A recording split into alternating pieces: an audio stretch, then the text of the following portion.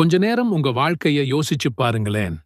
சில நேரங்கள்ல நம்மள அறியாமலேயே ஒரு மலை மாதிரி கவலைகள் நம்மள சூழ்ந்து நிக்கும்.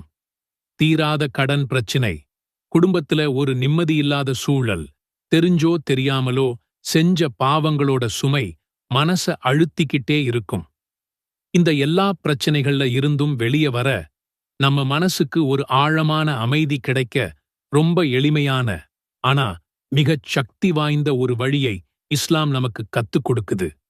முழு குர்ஆன்ல 3ல ஒரு பங்க ஓதுன நன்மையை தரக்கூடிய ஒரு அற்புதத்தை பத்தி தெரிஞ்சுக்க வேண்டாமா? வாங்க, கொஞ்ச நேரம் ஒதுக்கி அல்லாஹ்வோட கருணையை அள்ளித்தர்ற அந்த புதையல் என்னன்னு இன்னைக்கு நாம பார்க்கலாம். அந்த புதையல் வேற எதுவும் இல்ல, அதுதான் சூரா அல்-இக்லாஸ். 4 வசனம் கொண்ட சின்ன சூறாதான் அது. இந்த சூறாவோட சிறப்பை பத்தி நபி ஸல்லல்லாஹு அலைஹி வஸல்லம் அவங்க சொன்ன ஒரு ஹதீஸை இப்ப பார்ப்போம்.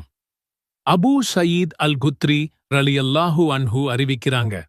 ஒருமுறை நபி ஸல்லல்லாஹு அலைஹி வஸல்லம் அவர்கள் தன் தோழர்கள் கிட்ட, உங்களில் ஒருவரால ஒரே ராத்திரியில குர்ஆன்ல 3ல ஒரு பங்க ஓத முடியாதா அப்படின்னு கேட்டாங்க. இது அவங்களுக்கு ரொம்ப கஷ்டமான விஷயமா தெரிஞ்சது. உடனே அவங்க, அல்லாஹ்வின் தூதரே, எங்களால அது எப்படி முடியும்னு கேட்டாங்க. அதுக்கு நபி ஸல்லல்லாஹு அலைஹி வஸல்லம் அவர்கள், குல் ஹுவல்லாஹு அஹத் சூரா குர்ஆனின் 3ல் ஒரு பங்குக்குச் சமமானது என்று சொன்னார்கள். இந்த ஹதீஸ் ஸஹீஹ் புகாரியில் பதிவாகியிருக்கு. சுப்ஹானல்லாஹ்! யோசிச்சு பாருங்க சகோதரர்களே, முழு குர்ஆனையும் ஓதி முடிக்க பல மணி நேரங்கள், ஏன் பல நாட்கள் கூட ஆகலாம்.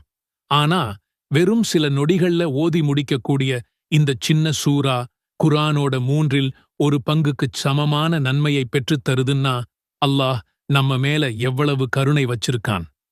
இது எப்படி 3ல ஒரு பங்குக்குச் சமமாகும்னு இமாம்கள் விளக்கும்போது குர்ஆன் முக்கியமா 3 விஷயங்களைப் பற்றி பேசுதுன்னு சொல்றாங்க. 1 அகீதா, அதாவது அல்லாஹ் ஒருவன்கிற கொள்கை. 2வது அஹ்காம், அதாவது சட்டத்திட்டங்கள். 3வது கிசஸ், அதாவது நடந்த வரலாறுகளும் படிப்பினைகளும். இந்தச் சூரா முதல் விஷயமான ஏகத்துவக் கொள்கையை முழுமையா அச்சுப் பிசகாம விளக்குறதால இது குர்ஆனின் 3ல் ஒரு பங்குக்குச் சமமான சிறப்பைப் பெறுது. அதனால